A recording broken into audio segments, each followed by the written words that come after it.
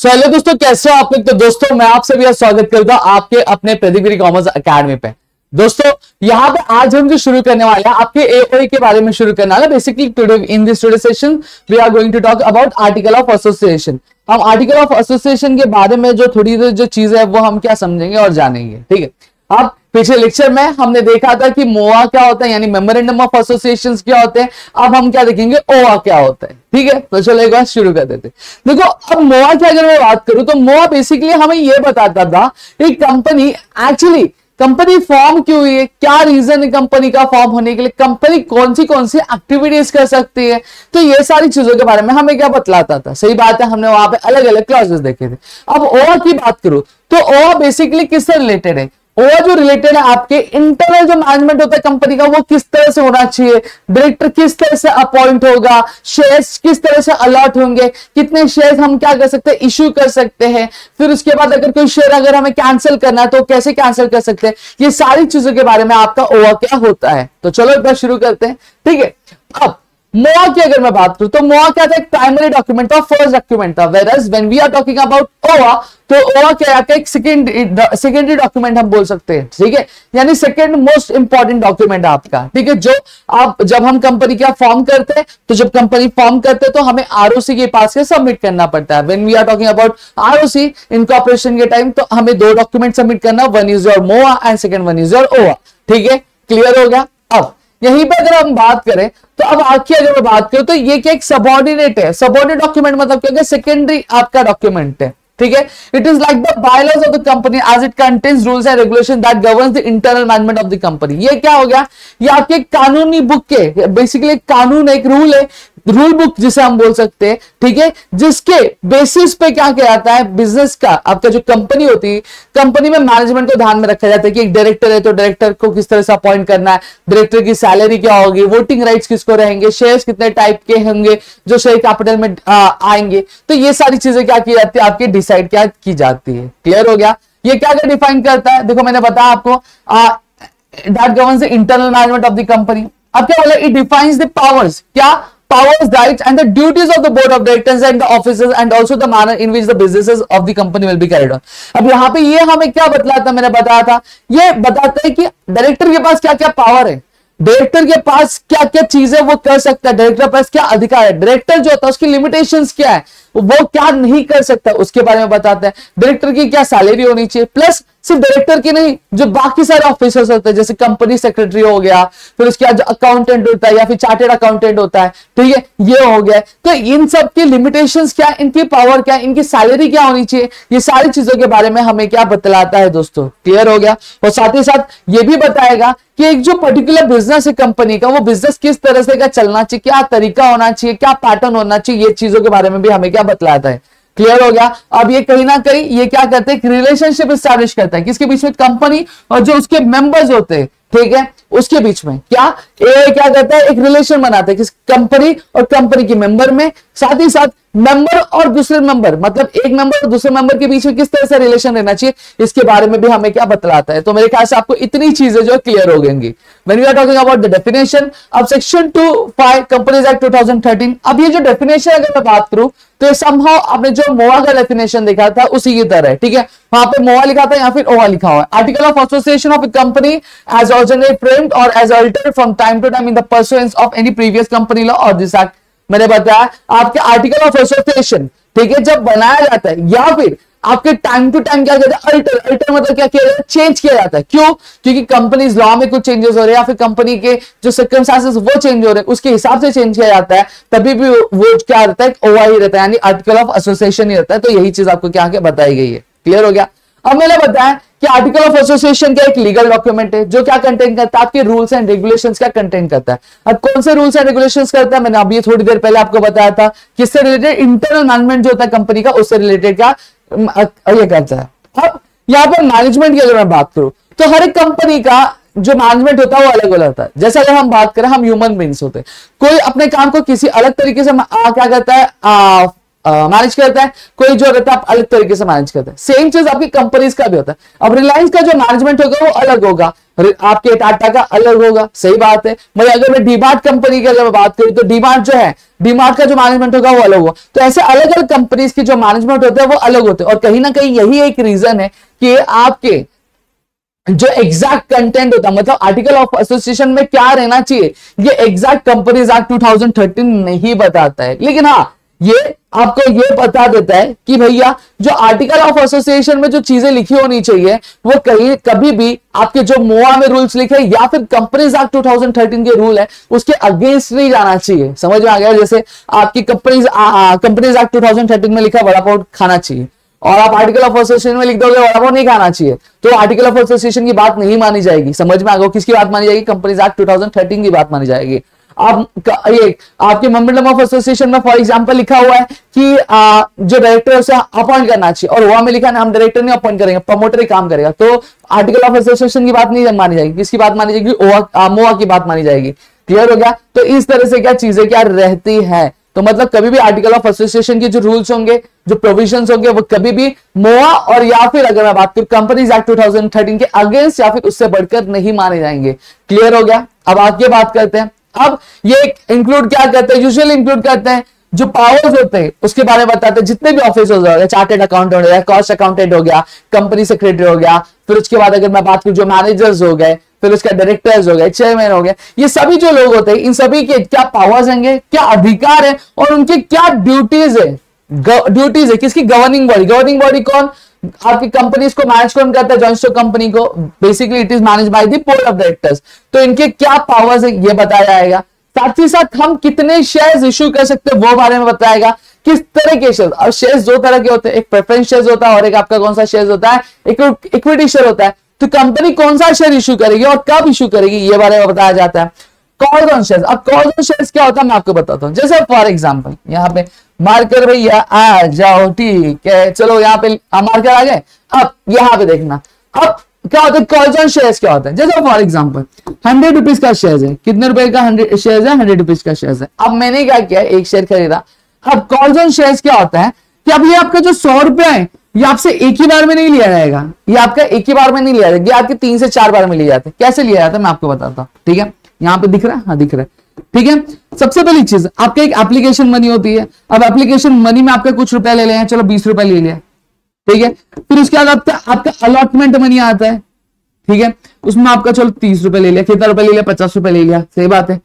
अब फिर उसके बाद आपका क्या आता है? उसके बाद आता है आपका फर्स्ट कॉल, ठीक है। फर्स्ट कॉल में कितना रुपए ले लिया? 10 रुपए ले लिया, ठीक है। अब आता है आपका सेकेंड कॉल या फिर जिसे हम क्या बोलते हैं आपका फाइनल कॉल बोलते हैं। क्या बोलते हैं? फाइनल कॉल बोलते हैं। तो 20 30 कितना हो गया? 50 और 50 10 60 और ये 40 रुपया, ठीक है। तो इस तरह से क्या किया जाता है, आपका जो शेयर्स के पैसे क्या लिए जाते हैं। तो कॉल्स मतलब फोन नहीं, हेलो कौन मैं बोल रहा हूं, ये वाला नहीं। क्या होता है कि आपके जो शेयर्स होते हैं, शेयर्स के जो अमाउंट आपकी इंस्टॉलमेंट्स में मनाए जाते हैं, तो उसको हम लोग क्या बोलते हैं? आपका कॉल्स बोलते हैं। क्या बोलते हैं दोस्तों? उसको हम लोग कॉल्स बोलते हैं। तो कॉल्स ऑन शेयर्स मेरे ख्याल से क्लियर हो गया। और फॉरफीचर ऑफ शेयर्स क्या होता है? अब फॉरफीचर ऑफ शेयर्स मतलब दोस्तों कि शेयर्स का कैंसिलेशन। अब शेयर्स कैंसिल कैसे होता है? जैसे मैंने स्टार्टिंग के 60 रुपए दे दिए, लेकिन लास्ट कॉल वाला जो 40 रुपए कंपनी ने मंगवाया वो मैं नहीं दे पाया, तो वहां पे कंपनी क्या करती है? कंपनी आपके शेयर्स को क्या कर देती है? फॉरफिट कर देती है। क्या कर देती है? फॉरफिट, यानी कैंसिल कर देती है। और सारे जो शेयर्स होते हैं वो अपने नाम क्या कर देती है या फिर किसी और को क्या वो बेच देती है। क्लियर हो गया? ये चीज होती है, ठीक है। अब मेरे ख्याल से आपको इतनी चीजें क्लियर हो गई। अब प्रोसीजर फॉर दी क्या बोला है भाई, रुकना। Procedure for transfer of shares. अब यहाँ पे procedure for transfer of shares मतलब क्या हो गया? अब जैसे फॉर एग्जांपल मैं हूं, ठीक है, और एक मेरा दोस्त है। अब मेरे पास क्या है? मेरे पास शेयर्स है। कितने शेयर्स है? XYZ कंपनी के 10 शेयर्स पड़े हुए। कितने पड़े हुए हैं? 10 शेयर्स पड़े। लेकिन अब मुझे XYZ कंपनी के 10 शेयर्स नहीं चाहिए, लेकिन मेरे दोस्त को चाहिए। तो अब मेरे दोस्त को मैं क्या कर रहा हूं? मैं शेयर्स क्या बेचना चाहता हूं, यानी मैं क्या कर रहा हूं? उसकी जो ओनरशिप है वो ट्रांसफर कर रहा हूं। सही बात है। तो इसका क्या प्रोसीजर रहेगा? ये हमें कहां देखने मिलेगा? ये OA में क्या देखने मिलेगा? क्लियर हो गया? फिर आता है ट्रांसमिशन ऑफ शेयर्स। अब ट्रांसमिशन ऑफ शेयर्स क्या होता है? जैसे फॉर एग्जाम्पल मैं हूं, ठीक है। अब मैं क्या हो गया? मेरे पास 100 शेयर्स थे XYZ कंपनी के। कितने शेयर्स थे? 100 शेयर्स थे मेरे XYZ कंपनी के। अब गाड़ी आई, गड्डी, और गड्डी ने क्या कर दिया? ठोक दिया। अब गड्डी ने ठोक दिया तो अब क्या हुआ? अब ये जो 100 शेयर्स थे, अब बाय लॉ अगर मैं बात करूं तो ये किसको जाएंगे, जो मेरी बीवी होगी, है नहीं, जो होगी, ठीक है, उसको मिलेंगे। सही बात है। तो इसी प्रोसीजर को क्या बोला जाता है, आपका ट्रांसमिशन ऑफ शेयर्स बोला जाता है। क्या बोला जाता है, ट्रांसमिशन ऑफ शेयर्स। इसके बारे में हम डिटेल में हम 12th स्टैंडर्ड में पढ़ेंगे। अब भी आपको इतना नहीं, बस आपको ट्रांसमिशन ऑफ शेयर्स क्या होता है, ये चीज जो है, ये चीज मैंने क्या आपको बता दी। क्लियर हो गया। अब इसमें शायद से मेरे ख्याल से कुछ भी आपको डाउट नहीं होगा। अब नेक्स्ट चलते हैं यहाँ पे हम लोग, ठीक है। अब आगे अगर मैं बात करूं तो अब आर्टिकल ऑफ एसोसिएशन में क्या क्या रहता है, वो चीजें मैंने बता दी। अब डिबेंचर्स मतलब क्या होता है वो भी मैं आपको बता देता हूं। देखो डिबेंचर्स मतलब क्या होता है, अब जैसे फॉर एग्जांपल कंपनी आई, ठीक है, कंपनी को मैंने क्या किया, 1 करोड़ रुपए दिए। कितने रुपए दिए, 1 करोड़ रुपए दिए। और कंपनी ने क्या बोला, ये जो 1 करोड़ रुपए है मैं क्या करूंगा, मैं आपको 10 साल बाद क्या लौटा दूंगा, 10 years बाद मैं आपको ये जो 1 करोड़ रुपए है वो मैं क्या लौटा दूंगा। और बोलता है जब तक मैं आपके 1 करोड़ रुपए लौटाता नहीं मैं तब तक इस पे कितना 10% आपको क्या इंटरेस्ट दूंगा, रेट ऑफ इंटरेस्ट दूंगा। ठीक है, ऐसा कौन बोलता है, ऐसी कंपनी क्या बोलती है मुझे। ठीक है, लेकिन अब मुझे कंपनी पे क्या भरोसा नहीं है कि कंपनी लौटाएगी कि नहीं लौटाएगी, धोखा तो नहीं दे देगी, क्योंकि पैसा दे रहा हूं उसके लिए प्रूफ तो चाहिए रहेगा ना। तो यहाँ पे मैं कंपनी को बोलता हूं भैया आप एक लिख के दे दो कि आप मुझे 1 करोड़ रुपए मेरे 10 साल बाद लौटाओगे और जब तक नहीं लौटाओगे तो मुझे क्या दोगे, ROI यानी रेट ऑफ इंटरेस्ट क्या 10% के हिसाब से क्या दोगे मुझे। सही बात है। तो अब कंपनी क्या करेगी, आपका एक सर्टिफिकेट बनाएगी, ठीक है, और उस पर ऐसा ऐसा ये जो भी कंटेंट्स होंगे वो लिख देगी। और ये जो सर्टिफिकेट होता है इसी को हम लोग क्या बोलते हैं, आपका डिबेंचर बोलते हैं। क्या बोलते हैं इसका, डिबेंचर बोलते हैं। ये बेसिकली एक एक्नॉलेजमेंट होता है कि कंपनी ने क्या लोन लिया किसी एक पर्सन से। क्लियर हो गया। अब यही पे अगर बात करो तो हमने क्या देखा था, मोआ में देखा था। मोआ में देखा था कि जब अगर आपको आपकी कंपनी के लिए मोआ बनवाना है तो वहां पे कंपनीज एक्ट ने टेबल दिए थे ABCDE, ठीक है, जिसके हिसाब से आपकी जो भी टाइप की कंपनी, अगर आपकी कंपनी A टाइप में फॉल करती है या फिर B टाइप में या फिर C टाइप में या फिर D या फिर E टाइप में फॉल करती है तो आप क्या कर सकते हो, उस हिसाब से जो कंटेंट है या जो फॉर्मेट है वो क्या अपना सकते हो। तो सेम चीज यहां पे भी दिया गया है, if you are willing to go हुआ तो बनाना ही पड़ेगा। तो आपकी जो भी टाइप की कंपनी, F टाइप की, G, H, I या फिर J टाइप की जो भी कंपनी है, आप उस टाइप के हिसाब से अपना जो पैटर्न या फिर जो प्रेस्क्राइब फॉर्मेट है वो क्या आप चूज कर सकते हो। देखो यहाँ पे दिया FGHIJ, तो आपकी जो भी टाइप की कंपनी आप वो टाइप की कंपनी को क्या कर सकते हो, यहाँ पे कर सकते हो। अब नेक्स्ट चीज यहाँ पे अगर मैं बात करूं तो अब company is free to include, अब ये जो कंपनी होती है वो सारे is free to include all or any regulations contained in the model articles as applicable to such companies. मतलब क्या बोला गया है, कंपनी पूरी फ्री है कि जितने भी table F, G, H, I and J, ये जिसमें आपकी जो भी टाइप की कंपनी उसमें जो भी मॉडल्स या फिर रूल्स एंड रेगुलेशंस दिए वो आप क्या कर सकते हैं, ऑप्ट क्या कर सकते हो। अब जैसा अगर मैंने बात करा, हमने देखा था कि मोआ में आपकी प्राइवेट कंपनी में 7 सब्सक्राइबर्स थे, ठीक है, सॉरी पब्लिक कंपनी में एक्चुअली 7 सब्सक्राइबर्स थे, प्राइवेट में आपके 2 थे और ओपीसी में आपके 1 थे जिन्होंने क्या साइन किया था। और एक ऐसा बंदा था जो एक ऐसा बंदा होता है जो क्या करता है, जिसकी निगरानी में सारे जो प्रोसीजर्स होते हैं, साइन करना है, एड्रेस लिखना, नाम लिखना, अंडरटेकिंग लिखना, ये सारी चीजें होती है और उसकी डिटेल्स भी क्या की जाती है, आपके मोआ में इंक्लूड की जाती है। सेम चीज यहाँ पे भी होती है। क्या किया जाता है, जो आर्टिकल होता है एज पर द एक्ट यानी कंपनीज एक्ट के तहत आपकी जो आर्टिकल्स होती है, जो सब्सक्राइबर्स जिन्होंने मोआ में सिग्नेचर किया था, मोआ में सारी चीजें की थी, उन्हें क्या करना पड़ेगा, ओआ में भी अपने डिटेल्स आने पड़ेंगे, जैसे नाम, एड्रेस, ऑक्यूपेशन। और ये सब किसके होगा, कम से कम एक जो आपका विटनेस यानी सबूत के इसमें क्या बोलते हैं ना, सबूत के ध्यान में क्या करते हुए क्या रखा जाएगा।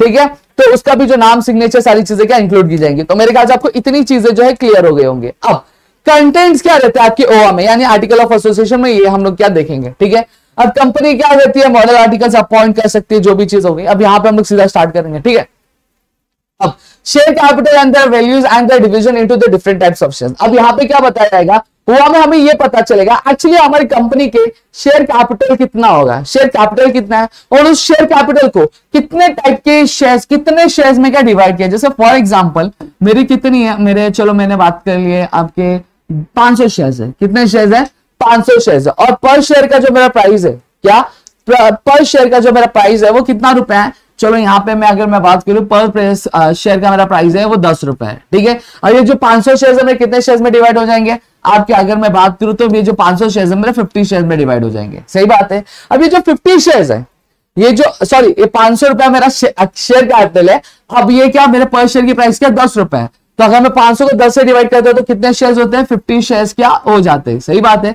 अब जब 15 शेयर होता है। तो ये 50 शेयर आपके कितने टाइप के शेयर बनेंगे, जैसे अगर फॉर एग्जांपल मैं 30 शेयर आपका इक्विटी शेयर कर देता हूं, 20 शेयर्स में क्या कर देता हूं, प्रेफरेंस शेयर्स कर देता हूं। तो ये सारी चीजें भी क्या वहां पे लिख रही है, तो यही लिखा है शेयर कैपिटल कितने शेयर्स और उनकी वैल्यू क्या है, और उनका डिवीजन मतलब कितने शेयर कौन सी टाइप के शेयर में क्या डिवाइड किया। जैसे यहां पे मैंने देखा मेरे शेयर कैपिटल कितना था, 500 रुपया था। अब वो डिवाइड कितने में होगा, पर शेयर की मेरी वैल्यू कितनी रखी मैंने, 10 रुपए रखी, फेस वैल्यू कितनी थी, 10 रुपया मैंने रखी, ठीक है। अभी कितने में डिवाइड हो गया, कितने टोटल शेयर्स में डिवाइड है, 50 शेयर्स, जिसमें से 30 इक्विटी शेयर्स और 20 क्या आपके प्रेफरेंस शेयर्स है। ये चीज क्या लिखी रहेगी। नेक्स्ट चीज क्या गया कि हर एक जो शेयर, हर एक टाइप के जो शेयर होल्डर्स होंगे, हर एक क्लास के शेयर होल्डर्स, जिनके पास ज्यादा शेयर होगा, कम शेयर होगा, या फिर इक्विटी शेयर होल्डर होंगे, या फिर प्रेफरेंस शेयर होल्डर रहेंगे, तो उनके अधिकार क्या रहेंगे वो लिखे रहेंगे। साथ ही साथ उनके जो प्रोसीजर्स होंगे शेयर्स अलॉट करने का, लेने का, ये सारी चीजें भी लिखी रहेंगी। और साथ ही साथ उनके जो राइट्स है उसको अवेल कैसे किया जा सकता है उसके बारे में भी क्या यहाँ पे क्या लिखा रहेगा। जैसे फॉर एग्जांपल जो इक्विटी शेयर होल्डर्स होते हैं उनको राइट टू शेयर्स का ऑप्शन होता है, बोनस शेयर्स का ऑप्शन होता है, तो राइट टू शेयर्स उनको कैसे मिल सकता है, बोनस शेयर्स उनको कैसे मिल सकता है, तो इस सब के जो प्रोसीजर्स होंगे वो भी आपको ओआ में क्या लिखे रहेंगे। क्लियर है। नेक्स्ट यहाँ पे क्या बताया गया कि प्रोसीजर रिलेटिंग टू अलॉटमेंट। अब शेयर्स तो हैं, लेकिन अब किसी ने अप्लाई किया शेयर्स के लिए, तो उसके लिए एलिजिबिलिटी क्या रहेगा, किसको अलॉट करना चाहिए, किसको नहीं अलॉट करना चाहिए, ये भी चीजें लिखी रहेंगी, ठीक है। फिर उसके बाद मेकिंग ऑफ कॉल्स, मतलब कंपनी कितने टाइम में आपके कितने बार में अपने जो शेयर्स की जो अमाउंट है वो मंगवा सकती है, वो लिखा होगा। फोरफिट ऑफ शेयर्स, मतलब एक पर्टिकुलर पर्सन का शेयर होल्डर है तो उसका शेयर हम किस तरह से कैंसिल कर सकते हैं, या फिर क्या प्रोसीजर होगा। अगर शेयर कैंसिल कर गया लेकिन फिर बंदे ने पैसे पे कर दिए तो क्या उसको शेयर मिलेंगे कि नहीं मिलेंगे, ये सारी चीजें क्या आपकी लिखी रहती है। क्लियर हो गया। अब साथ ही साथ इसमें यह भी रहता है कि अगर एक शेयर को ट्रांसफर करना है तो उसके लिए क्या सारे प्रोसीजर्स रहेंगे वो भी लिखा रहता है। और साथ ही साथ अगर एक शेयर को ट्रांसमिट करना है, ट्रांसमिट का मतलब क्या करना है, पति था, पति मर गया, उसकी पत्नी या फिर उसके बेटे का नाम पे करना है, तो उसका प्रोसीजर क्या होगा, ये सारे प्रोसीजर्स भी क्या उसमें लिखे रहते हैं।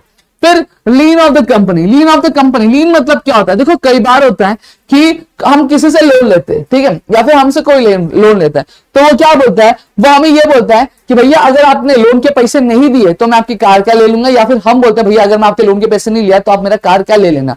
तो इसी को बोला जाता है लीन, बोला जाता है। क्या बोला जाता है, लीन, मतलब कब्जा कर लेना, ठीक है। तो कंपनी क्या करती है, कंपनी अगर कोई बंदा उसके शेयर के जो पैसे नहीं देता तो कंपनी क्या करती है, उसके जो शेयर्स है वो अपने नाम पे क्या कर ले, यानी हथिया लेती है, यानी ले लेती है। समझ में आ गया।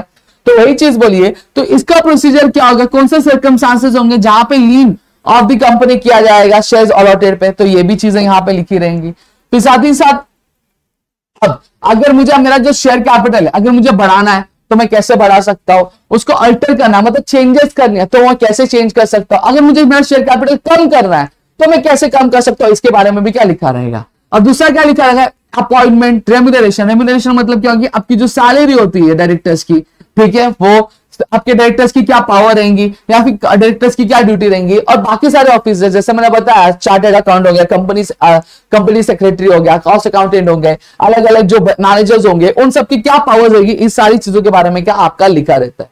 इतनी चीजें क्लियर होगी।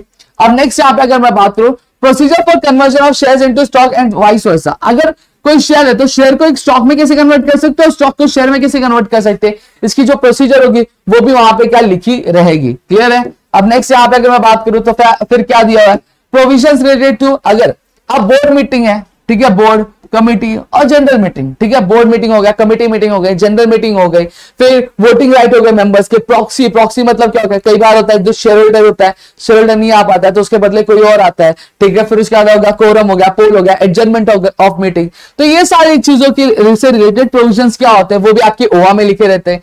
फिर जो ऑडिट होता है अकाउंट्स का वो कैसे करना चाहिए, अगर एक मनी को हमें रिजर्व में ट्रांसफर करना है तो वो कैसे करना है।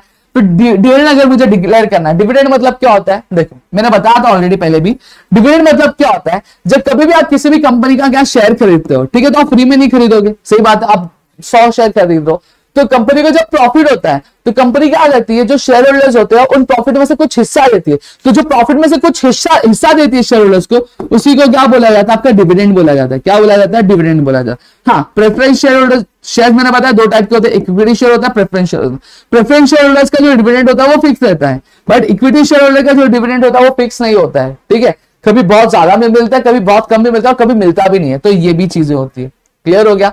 अब जो बोरिंग पावर्स होते हैं कंपनी के, और साथ ही साथ कंपनी के बोरिंग पावर्स, मतलब कंपनी कहां कहां से पैसा ले सकती है, साथ ही साथ कितना पैसा ले सकती है, ये भी क्या ओआ में क्या लिखा रहता है, हमने कैपिटल क्लॉज में क्या देखा हुआ था ये चीजें। ठीक है, अब नेक्स्ट चीज क्या लिखी हुई है, अगर कंपनी को, अब मैंने शेयर लिया, ठीक है, मैंने कंपनी से शेयर लिया, तो मुझे कुछ तो एक और रिसिप्ट चाहिए रहेगा ना कि मैंने शेयर लिया है, उसका कुछ प्रूफ तो चाहिए रहेगा ना मुझे। तो वहां पे कंपनी क्या इशू करती है, शेयर होल्डर्स को शेयर सर्टिफिकेट इशू करती है।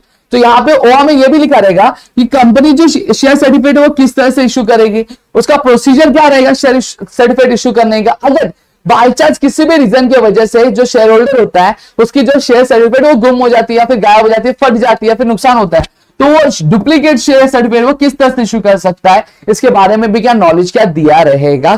क्लियर हो गया है दोस्तों, ठीक है, ओके, ठीक है। अब साथ ही साथ ये क्या हो गया, constitution and composition of audit committee, remuneration committee, corporate social responsibility वगैरह वगैरह। मतलब क्या बोला गया, मतलब ये बोला गया है कि साथ ही साथ इसमें प्रोविजंस लिखे रहेंगे, मतलब कानून लिखे रहेंगे कि एक जो ऑडिट कमेटी है वो ऑडिट कमेटी को किस तरह से बनाना चाहिए, उसमें कौन रहेगा कौन नहीं रहेगा ये बताया जाएगा। रेम्यूनरेशन कमेटी बनाई रहेगी जो बेसिकली डिसाइड करेगा जो ऑफिसर्स होते हैं आपकी कंपनी में उनकी सैलरी क्या होगी, उनको किस तरह का अमाउंट पे किया जाएगा ये डिसाइड किया जाएगा। फिर corporate social responsibility committee, CSR जो करते हैं हम लोग, सही बात है कि सोसाइटी से हम बहुत सारी चीजें लेते हैं, तो कंपनी को सोसाइटी के लिए कुछ करना भी रहता है, तो क्या एक्टिविटीज करनी, कितना सीएसआर में पैसा खर्चा करना, ये सारी चीजों का भी ध्यान क्या किया रखा जाता है। ठीक है, फिर उसके बाद अगर हम बात करें नेक्स्ट, तो नेक्स्ट में हमने क्या देखा, provision for winding up of company. अब मेरी कंपनी चल रही नहीं है तो मुझे बंद करना है, तो बंद करने का क्या प्रोविजन रहेगा, यानी रूल रहेगा, वो दिया रहेगा। आर्बिट्रेशन, आर्बिट्रेशन मतलब क्या, अगर मुझे कोई मैटर सेटलमेंट करना है या फिर कुछ चीजें सेटल आउट करनी है तो उसका प्रोसीजर क्या रहेगा। इंडेमनिटी, अगर कुछ नुकसान हो गया तो उसके भरपाई कैसे करनी है या फिर उसके इंश्योरेंस का क्या प्रोसीजर रहेगा, ये सारी चीजें भी रहेगी। Indemnity basically is related to the insurance, इसके बारे में आप ओसीएम में पढ़ोगे आपके 4th चैप्टर में आएगा, आपके प्रिंसिपल टू इंश्योरेंस में प्रिंसिपल ऑफ इंडेमनिटी। क्लियर हो गया, तो मेरे ख्याल से आपको इतनी चीजें क्लियर हो गई। अब यहां पे अब आर्टिकल ऑफ एसोसिएशन क्या कहता है, अब कंपनीज एक्ट 2013 प्राइवेट कंपनी के आर्टिकल ऑफ एसोसिएशन में बोलती है 3 चीजें बहुत कंपलसरी होनी चाहिए। अब 3 चीजें कौन सी है, देखो सबसे पहली चीज, अब यहां पे क्या होता है आपकी प्राइवेट कंपनी में हमने देखा कि कम से कम कितने मेंबर होने चाहिए, 2 मेंबर होने चाहिए, लेकिन यहां पे एक लिमिटेशन ये भी कि ज्यादा से ज्यादा सिर्फ 200 मेंबर हो सकते हैं, 200 से ज्यादा मेंबर्स नहीं रह सकते। अगर 200 से ज्यादा मेंबर्स रहते हैं तो वहां पे वो कंपनी क्या कहलाने लगेगा, पब्लिक कंपनी में क्या आ जाएगी। ठीक है, अगर आप प्राइवेट कंपनी चाहते हो तो सिर्फ आपके अंदर लिमिटेशन कितनी होनी चाहिए, 200 की होनी चाहिए। साथ ही साथ यहां पे जितने भी मेंबर्स होते हैं आपके प्राइवेट कंपनी के, वो अपने जो शेयर्स है वो किसी को ट्रांसफर नहीं कर सकते। यहाँ पे एक रेस्ट्रिक्शन ये भी रहती है कि अपनी जो शेयर होल्डिंग होती है वो किसी को ट्रांसफर नहीं कर सकते। फिर यहाँ पे प्राइवेट कंपनी को यह भी बोला जाता है कि भैया आप जो है जनरल पब्लिक से पैसा इकट्ठा नहीं कर सकते अपने बिजनेस को चलाने के लिए। तो यहाँ पे ये भी क्या आपका प्रोसीजर रहता है, क्या बोला गया है, prohibits inviting public to buy its share debentures on any security. Security मतलब सब आ गया, आपका शेयर आ गया, आपके बॉन्ड्स आ गए, आपके डिबेंचर्स आ गए, ठीक है, आपके पब्लिक डिपॉजिट्स आ गए, तो ये सारी चीजें आपके किस में आती है, आपके सिक्योरिटीज में आ जाती है। तो यहाँ पे बोला गया कि जो प्राइवेट कंपनी होती है ना तो अपने शेयर इश्यू कर सकती है जनरल पब्लिक को, ना डिबेंचर्स, ना कोई भी किसी भी तरह की सिक्योरिटी क्या आपकी एस्टैब्लिश नहीं कर सकती। क्लियर हो गया। अब यहाँ पे नेक्स्ट टॉपिक क्या हमारा, एंट्रेंचमेंट ऑफ आर्टिकल्स या फिर एंट्रेंच्ड आर्टिकल्स। अब एंट्रेंचमेंट मतलब क्या होता है, एंट्रेंचमेंट मतलब दोस्तों ऐसी चीज जिसको इजिली क्या चेंज नहीं किया जा सकता है, जिसको इजिली चेंज नहीं किया जा सकता उसको हम लोग क्या बोलते हैं, एंट्रेंचमेंट बोलते हैं। तो वही बोला गया कि ऐसे कौन सी चीज है जिसको हम लोग इजिली चेंज नहीं कर सकते, ऐसे कौन सा आर्टिकल है जिसको हम लोग इजिली चेंज नहीं कर सकते, उसके बारे में क्या बताया गया। ठीक है, और साथ ही साथ अगर आपको एंट्रेंचमेंट मतलब जैसे हमारा फेस एंट्रेंच होता है, इसको हम लोग इजिली चेंज कर सकते हैं, नहीं चेंज कर सकते, बहुत प्रोसीजर होता है अगर हमें प्लास्टिक सर्जरी करवानी है तो। ठीक है, अब क्या बोला गया है, अब अगर आपको आर्टिकल्स में चेंज करने, यानी आपको जो भी कोई भी प्रोविजन दिया आपको एओए में, ठीक है, अगर आपको उसको चेंज करना है तो वो हमने क्या देखा था, हमने पहले देखा था अगर कोई भी हमें अल्टरेशन यानी चेंज कराना है तो हमें स्पेशल रेजोल्यूशन पास कर देते थे आपकी जनरल मीटिंग में। तो यहाँ पे हमारा कोई भी जो अल्टरेशन या फिर जो अमेंडमेंट करना था वो अमेंडमेंट क्या हो जाता था, लेकिन यहाँ पे ऐसा नहीं है। यहाँ पे अगर सिर्फ आप स्पेशल रेजोल्यूशन पास करके आप क्या अमेंडमेंट नहीं कर सकते, वहां पे क्या होता है आपका एक इलाबरेट प्रोसीजर होता है। मतलब अगर कोई भी आपको चेंज करना है, अगर कोई भी आपको आर्टिकल्स में किसी भी तरह का चेंज करना है तो वहां पे जो मेजोरिटी होनी चाहिए 10 में से 9 लोग क्या होने चाहिए, राजी होने चाहिए। जैसे फॉर एग्जाम्पल अगर 100 मेंबर्स है, ठीक है। अगर 100 मेंबर्स है तो 100 मेंबर्स में से 90 मेंबर्स जो 90% यानी 90 मेंबर्स जो होने चाहिए वो राजी होने चाहिए, तभी आर्टिकल्स में कोई चेंज होगा, ठीक है, वरना चेंज नहीं होगा। क्लियर हो गया इतनी चीजें। हमने स्पेशल रेजोल्यूशन में क्या देखा था, 80 लोग चेंज, 80 लोग राजी हो जाते हैं तभी भी चेंज हो जाता है, लेकिन यहाँ पे कंपलसरी कम से कम 90% लोग राजी होंगे तभी कोई भी आर्टिकल्स में चेंज होगा, वरना कोई भी चेंज नहीं होगा। क्लियर हो गया। अब ये किया क्यों जाता है, बेसिकली जो शेयर होल्डर्स होते हैं जिनकी जो होल्डिंग्स कम होती है, मतलब उन्होंने कम शेयर्स क्या करते हैं, परचेस किए थे, तो उनके राइट्स को ये क्या करता है, आपका सिक्योर करता है। इतना क्लियर हो गया। अब यहां पे अगर मैं बात करूं तो एंट्रेजमेंट ऑफ आर्टिकल्स कभी भी किया जा सकता है, जब कंपनी चालू हो रही तब, या फिर कंपनी चालू होने के बाद, ठीक है। अब नेक्स्ट चीज क्या बोला गया, companies act says that subject to the provision of the act and the condition contained in the memorandum of association, a company can alter its article of association by passing a special resolution in general meeting of the company. Alteration in the articles by मतलब क्या बोला गया, मतलब यही बोला गया कि आपके जो कंपनी होती है, कंपनी क्या कर सकती है, अपने आर्टिकल ऑफ एसोसिएशन को क्या कर सकती है, आपके अल्टर कर सकती है, क्या पास करके, आपका एक स्पेशल रेजोल्यूशन जो होता है जनरल मीटिंग में पास करके आपका अल्टर कर सकती है। लेकिन यहाँ पे कुछ और भी जो बाकी सारे जो लॉज होते हैं, जो एंट्रेंचमेंट ऑफ आर्टिकल्स होते हैं, जो एंट्रेंच्ड आर्टिकल्स होते हैं, अगर वहां पे कुछ स्पेसिफिक आर्टिकल्स होंगे आपके एओए में, जिसमें आपको क्या 9-10 की आपको क्या चाहिए रहेगी, आपको मेजोरिटी चाहिए रहेगी। 9-10 से कम मेजोरिटी की तो नहीं मिलेगा। लेकिन अगर आप एओए में कुछ कॉमन जो रूल्स अगर आप चेंज करना चाहते हो तो वहां पे आप एसआर यानी स्पेशल रेजोल्यूशन आपकी जनरल मीटिंग में पास करके आप क्या कर सकते हो, ठीक है। अब कौन से जगह, कौन से टाइम पे आप क्या कर सकते हो, ठीक है। जैसे for example company can alter it's article of association in the following veg, कैसे, जैसे अगर आपको कुछ नया सेट ऑफ आर्टिकल्स अगर ऐड करना तो आप चेंज कर सकते हो, या फिर कोई पर्टिकुलर आर्टिकल है जिसको आपको डिलीट ही करना है, ठीक है, स्टेटमेंट, अगर कोई पर्टिकुलर स्टेटमेंट आपको डिलीट ही करना तो आप चेंज कर सकते हो, या फिर अगर कोई पर्टिकुलर आर्टिकल है उसमें कुछ चेंज या फिर उसमें कुछ ऐड करना है या फिर उसमें कुछ चेंजेस करने हैं तो आप कर सकते हो, ठीक है। या फिर by substitution of an article, मतलब एक आर्टिकल दिया है उसमें थोड़ी बहुत मॉडिफिकेशन करनी है, मतलब थोड़ा सा बहुत चेंज करना है तो आप कर सकते हो। या फिर आप वही बोला by substitution of an article, मतलब आपको एक आर्टिकल का दिया हुआ है उसके बदले दूसरा आर्टिकल डालना है तो आप चेंज कर सकते हो, या फिर वही आर्टिकल को क्या थोड़ा बहुत मॉडिफाई करना है तो आप चेंज कर सकते हो। क्लियर हो गया। तो यहाँ पे मेरे ख्याल से आपको इतनी चीजें क्लियर हो गई। अब डॉक्ट्रिन ऑफ आर्टिकल क्या हमारा लास्ट टॉपिक है, फिर उसका प्रोस्पेक्टस है जो हम नेक्स्ट लेक्चर में देखेंगे, ठीक है। अब डॉक्ट्रिन, ये क्या हो गया भाई,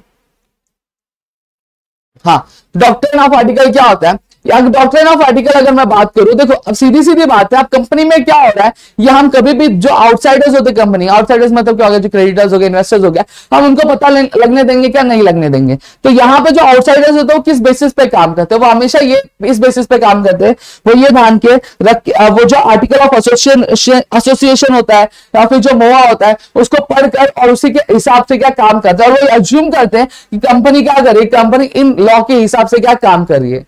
जो डॉक्ट्रिन होता है इंडोर मैनेजमेंट का, ये स्टेट करता है कि वो क्या कर रहा है, the person entering into a contract with the company did not inquire whether the company or its officer have properly followed the internal proceedings as stated in the articles. It is assumed that the company acts as per its memorandum and article of association. अब doctrine of indoor management क्या करता है, ये state करता है कि जो भी XYZ बंदा क्या कर रहा है, कंपनी के साथ कॉन्ट्रैक्ट में एंटर कर रहा है, उसने किसी भी तरह की जो इंक्वायरी आपकी की नहीं है इंटरनल मैनेजमेंट को लेकर, वो ये अज्यूम कर रहा है कि जो कंपनी है वो क्या कर रही है, वो मोआ और ओवा के हिसाब से क्या अपनी जो सारे जो काम है वो क्या परफॉर्म क्या कर रही है, ठीक है। अब इसके वजह से क्या होता है, जो डॉक्ट्रिन ऑफ इंडोर मैनेजमेंट की वजह से जो आउटसाइडर्स होते हैं उनका जो इंटरेस्ट होता है कंपनी में वो बना हुआ रहता है, ठीक है। क्यों, अगर उन्होंने मेमोरेंडम और आर्टिकल ऑफ एसोसिएशन के हिसाब से क्या किया है, कॉन्ट्रैक्ट में एंटर किया है, तो अगर वो ऐसे मोआ के हिसाब से एंटर नहीं करे या फिर ओवा के हिसाब से एंटर नहीं करे, उन्होंने कुछ और ही समझ से एंटर किया, तो वहां पे ये काम आने वाला नहीं है। जैसे मोआ में हमने देखा था क्या कि कंपनी का जो ऑब्जेक्ट है, ठीक है, वो ऑब्जेक्ट के हिसाब देखा है कंपनी क्या कर सकती है, कंपनी मैन्युफैक्चरिंग करती है, जिसका ऑब्जेक्ट मैन्युफैक्चरिंग है, लेकिन एक जो बंदा है वो ट्रेडिंग के लिए क्या कर रहा है, आपकी कंपनी के साथ क्या हो रहा है, कॉन्ट्रैक्ट में एंटर कर रहा है, मतलब कंपनी अपने ऑब्जेक्ट के साथ जुड़ी हुई है क्या, नहीं जुड़ी हुई है, तो फिर वो एंटर कर रहा है, तो उसके लिए कोई भी अधिकार नहीं मिलेगा, वो एक्टिविटी क्या हो जाएगी, नल क्या डिक्लेयर क्या कर दी जाएगी। क्लियर है। तो मेरे ख्याल से आपको इतनी चीजें क्लियर हो गई होंगे। यहाँ पे हमने जो टॉपिक है पूरा कवर कर लिया। अगर आपको चीजें अच्छी लगी तो प्लीज वीडियो को लाइक करिएगा, चैनल सब्सक्राइब नहीं किया तो चैनल को सब्सक्राइब करना, अपने दोस्तों को शेयर करना, ताकि ऐसे और कई सारे वीडियोस हम आपके लेकर आ सके आपके अपने प्रदीप गिरी कॉमर्स अकेडमी पे दोस्तों। तो मिलेंगे हमारे नेक्स्ट